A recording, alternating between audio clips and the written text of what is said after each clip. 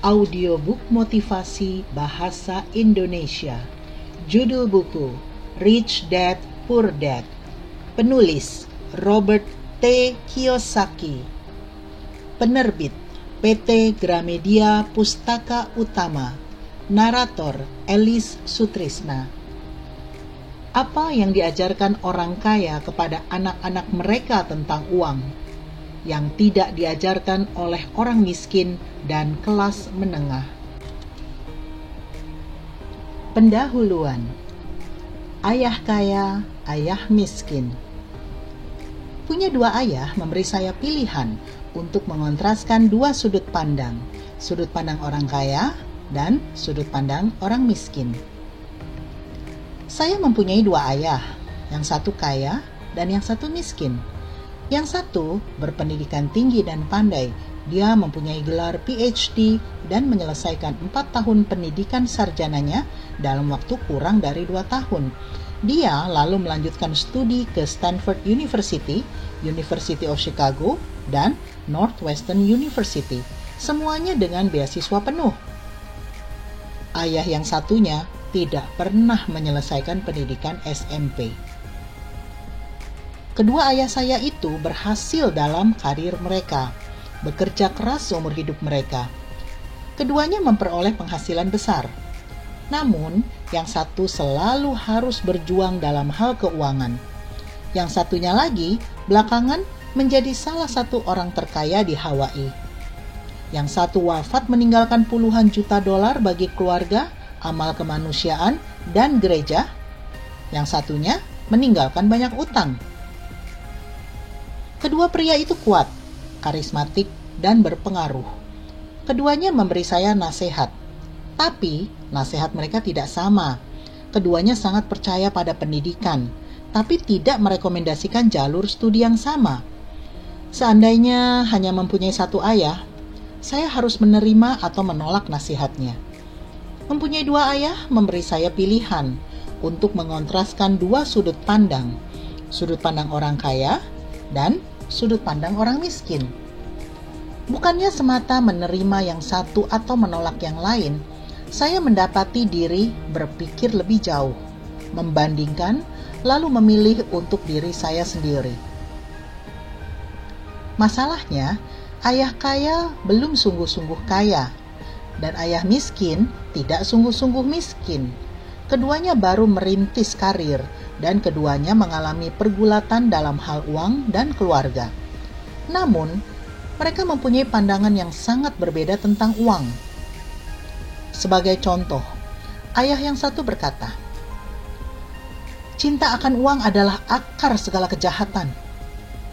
Yang lain mengatakan, "Kekurangan uang adalah akar segala kejahatan." Sebagai anak kecil, mempunyai dua ayah yang kuat dan berpengaruh adalah hal yang sulit. Saya ingin menjadi anak yang baik dan menyimak nasihat mereka. Tetapi, kedua ayah itu tidak mengatakan hal yang sama. Perbedaan pandangan mereka, terutama menyangkut uang, begitu ekstrim sehingga saya tumbuh dengan rasa ingin tahu yang besar. Saya mulai memikirkan apa yang mereka katakan untuk waktu yang lama. Banyak waktu pribadi saya habis untuk merenung, bertanya dalam hati, "Mengapa ayah berkata begitu?" Lalu mempertanyakan hal yang sama untuk pertanyaan ayah yang satunya lagi. Akan jauh lebih mudah untuk semata berkata, "Ya, dia benar, saya setuju dengannya." Atau semata menolak sudut pandang itu dengan berkata, "Ayah tidak tahu apa yang dia katakan." Sebaliknya, mempunyai dua ayah yang saya cintai memaksa saya untuk berpikir dan pada akhirnya memilih suatu cara pikir untuk diri saya sendiri. Proses memilih itu ternyata menjadi jauh lebih berharga dalam jangka panjang daripada semata menerima atau menolak satu sudut pandang. Salah satu alasan yang kaya semakin kaya, yang miskin semakin miskin, dan kelas menengah terjerat utang adalah uang diajarkan di rumah dan tidak di sekolah. Kebanyakan dari kita belajar tentang uang dari orang tua kita, Jadi, apa yang bisa diajarkan oleh orang tua yang miskin kepada anak mereka mengenai uang? Mereka hanya mengatakan, teruslah bersekolah dan belajarlah dengan giat. Sang anak mungkin lulus dengan peringkat yang mengagumkan, tapi dengan sikap mental dan pemikiran keuangan orang miskin. Sayangnya, uang tidak diajarkan di sekolah. Sekolah berfokus pada keterampilan akademis dan profesional, bukan keuangan. Ini menjelaskan kenapa bankir, dokter, dan akuntan yang memperoleh nilai tinggi di sekolah mungkin harus mengalami kesulitan keuangan seumur hidup mereka. Sebagian utang nasional kita yang menggunung adalah akibat para politikus dan pejabat pemerintah yang berpendidikan tinggi membuat keputusan keuangan dengan melakukan sedikit atau bahkan sama sekali tanpa melakukan latihan dalam topik uang. Saat ini saya kerap bertanya-tanya apa yang akan terjadi dalam waktu dekat bila ada jutaan orang yang membutuhkan bantuan keuangan dan kesehatan. Mereka akan tergantung pada keluarga atau pemerintah dalam hal bantuan keuangan. Apa yang akan terjadi bila jaminan kesehatan dan jaminan sosial kehabisan dana? Bagaimana suatu bangsa bisa bertahan jika kewajiban mengajari anak-anak tentang uang terus diserahkan pada orang tua yang kebanyakan akan menjadi atau sudah miskin? Karena memiliki dua ayah yang berpengaruh, saya belajar dari mereka berdua. Saya harus memikirkan nasihat masing-masing ayah, dan saat melakukannya, saya memperoleh wawasan berharga tentang kekuatan dan pengaruh pikiran seseorang pada hidupnya. Misalnya, ayah yang satu mempunyai kebiasaan mengatakan, "Saya tidak mampu membelinya." Ayah yang lain melarang penggunaan kata itu. Dia berkeras agar saya bertanya, "Bagaimana saya bisa membelinya?" Yang satu pernyataan, yang satunya lagi pertanyaan. Yang satu melepaskan Anda dari kesulitan, yang satunya lagi memaksa Anda berpikir. Ayah saya yang segera menjadi kaya menjelaskan bahwa dengan secara otomatis mengatakan saya tidak mampu membelinya, otak Anda berhenti bekerja. Sebaliknya, dengan mengajukan pertanyaan bagaimana saya bisa membelinya, otak Anda diharuskan bekerja. Dia tidak bermaksud bahwa Anda harus membeli segala sesuatu yang Anda inginkan. Dia fanatik dalam hal melatih pikiran Anda. Komputer paling hebat di dunia. Dia berkata, "Otak saya semakin kuat setiap hari karena saya melatihnya. Semakin kuat otak saya, semakin banyak uang yang saya hasilkan." Dia meyakini bahwa secara otomatis mengatakan saya tidak mampu membelinya adalah tanda kemalasan. Meskipun kedua ayah saya bekerja keras, saya memperhatikan ayah yang satu mempunyai kebiasaan menidurkan otaknya dalam hal uang, sedangkan yang satu mempunyai kebiasaan melatih otaknya. Hasil jangka panjangnya adalah ayah yang satu menjadi makin kuat secara keuangan, dan yang lain menjadi semakin lemah. Tak jauh berbeda dengan orang yang pergi ke pusat kebugaran untuk berolahraga secara rutin versus seseorang yang duduk di sofa menonton TV. Latihan fisik yang pas meningkatkan kesehatan Anda, dan latihan mental yang pas meningkatkan kemakmuran Anda. Kedua ayah saya mempunyai sikap yang bertentangan, dan itu mempengaruhi cara pikir mereka. Ayah yang satu berpikir, yang kaya harus membayar pajak lebih banyak untuk membantu dan memelihara mereka yang kurang beruntung.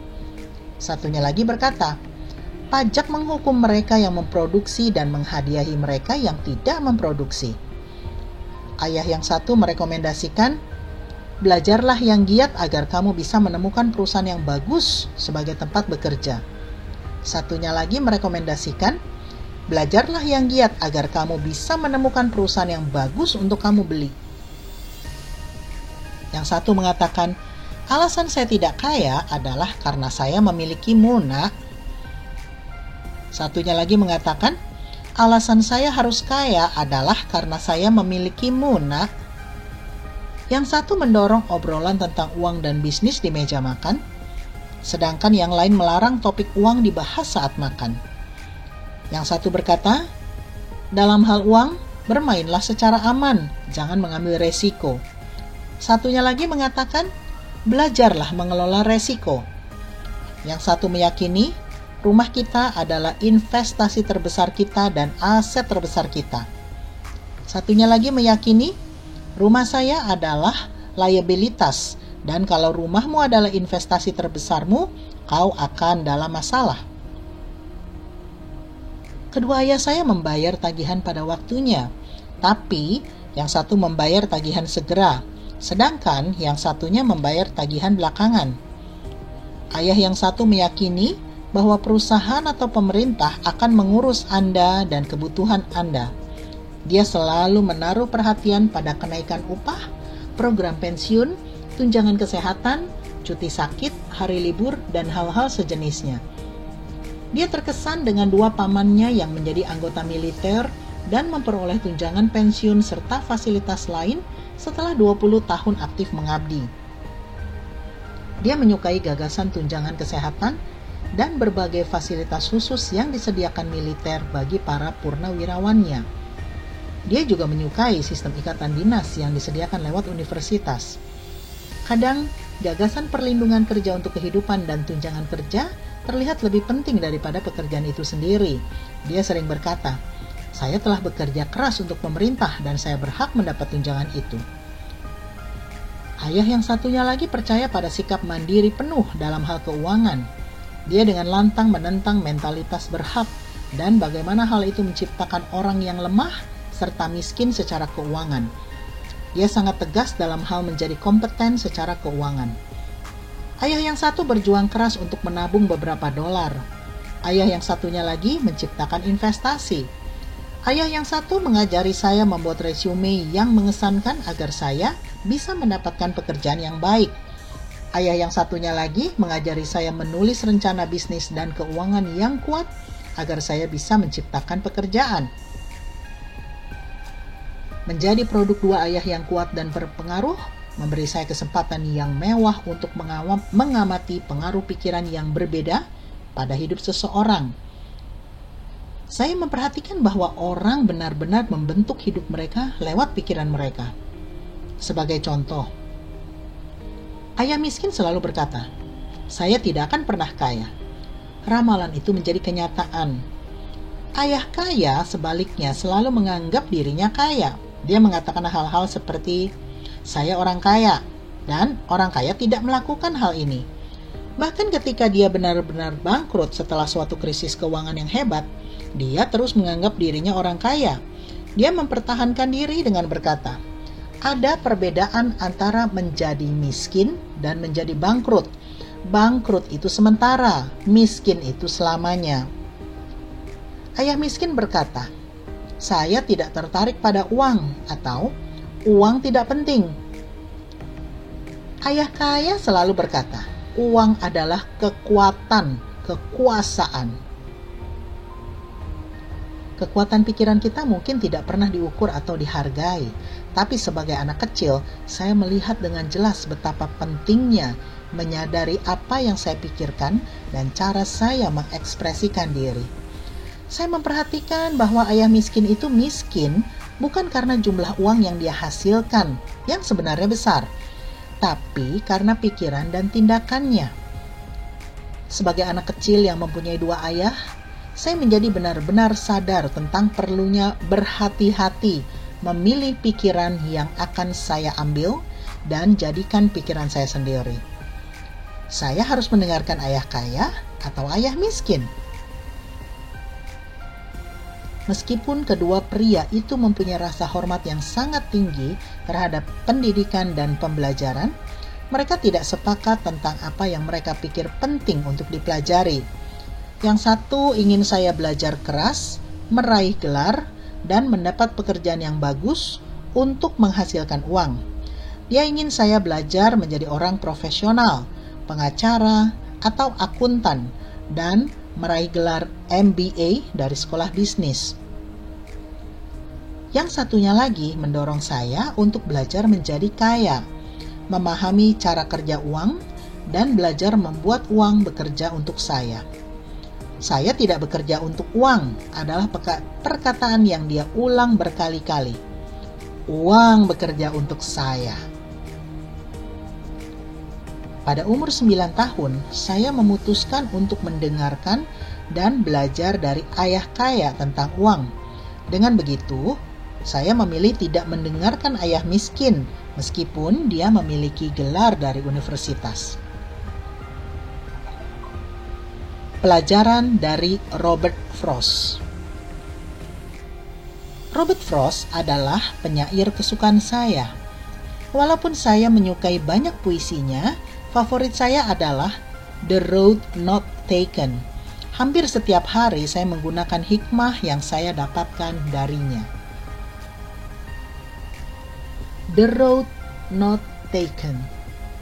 Two roads diverge in a yellow wood, and sorry I could not travel both.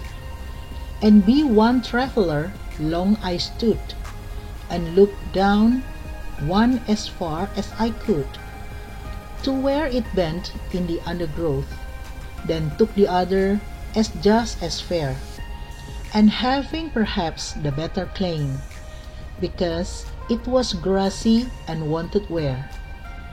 Though as for that the passing there had worn them really about the same, and both that morning equally lay in leaves no stat had trodden black. Oh, I kept the first for another day, yet knowing how way leads on to way, I doubted if I should ever come back. I shall be telling this with a sigh. Somewhere ages and ages hence, two roads diverged in a wood, and I took the one less traveled by, and that has made all the difference. Dua jalan bercabang dalam hutan, dan sayang aku tak bisa menempuh keduanya. Dan sebagai pengembara, lama aku berdiri lama, dan memandang satu jalan sejauh aku bisa. Sampai di kelokannya yang mengarah di balik semak belukar. Lalu aku memandang yang satunya sama bagusnya, dan mungkin lebih baik, karena berumput segar dan mengundang. Meskipun tapak yang telah melewatinya juga telah merundukkan rerumputannya. Dan pagi itu, keduanya sama-sama membentang tanpa jejak yang berbalik arah. Oh, kusimpan jalan pertama untuk kali lain. Meski tahu semua jalan terkait, aku ragu apakah akan pernah kembali. Aku akan menuturkannya sambil mendesah. Suatu saat berabad-abad mendatang, dua jalan bercabang di hutan, dan aku menempuh jalan yang jarang dilalui, dan itu mengubah segalanya.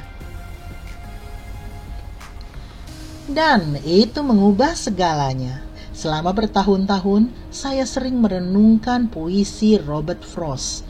Memilih tidak mendengarkan nasihat dan sikap ayah yang berpendidikan tinggi tentang uang adalah keputusan yang menyakitkan, tapi merupakan keputusan yang membentuk sisa hidup saya. Begitu saya memutuskan siapa yang saya dengarkan dan turuti, pendidikan keuangan saya dimulai. Ayah kaya mengajari saya selama 30 tahun sampai saya berumur 39 tahun. Dia berhenti ketika menyadari bahwa saya sudah mengetahui dan sepenuhnya memahami apa yang telah berusaha dia tanamkan ke kepala saya yang kadang sekeras batu ini. Uang adalah satu bentuk kekuatan, namun yang lebih kuat adalah pendidikan keuangan. Uang datang dan pergi, tapi kalau Anda mendapat pendidikan tentang cara kerja uang, Anda memperoleh kekuasaan atasnya dan bisa mulai membangun kekayaan. Alasan pemikiran positif saja tidak berhasil. adalah kebanyakan orang bersekolah dan tidak pernah mempelajari cara kerja uang, sehingga mereka menghabiskan hidup dengan bekerja demi uang. Karena saya baru berumur 9 tahun ketika mulai, pelajaran yang diajarkan ayah kaya sederhana saja. Dan ketika pelajaran itu selesai, hanya ada 6 pelajaran pokok yang diulangi selama lebih dari 30 tahun. Buku ini tentang ke-6 pelajaran itu, ditulis sesederhana mungkin seperti yang diajarkan oleh ayah kaya. Pelajaran itu tidak dimaksudkan sebagai jawaban, tetapi papan penunjuk jalan yang akan membantu Anda dan anak-anak Anda tumbuh menjadi makin kaya, tak peduli apapun yang terjadi di dunia yang terus berubah dan tak pasti ini. Terima kasih sudah menyimak audiobook Rich Dad Poor Dad. Silakan like dan komen audiobooknya ya. Juga silakan subscribe dan bunyikan loncengnya agar mendapat notifikasi apabila ada audiobook baru yang di-upload. Silakan share juga apabila dirasa bermanfaat ya teman-teman. Semoga audiobook ini bisa menjadi inspirasi, motivasi, ide, peluang, dan edukasi bagi masyarakat Indonesia di seluruh dunia. Sampai jumpa dalam audiobook kami yang lainnya.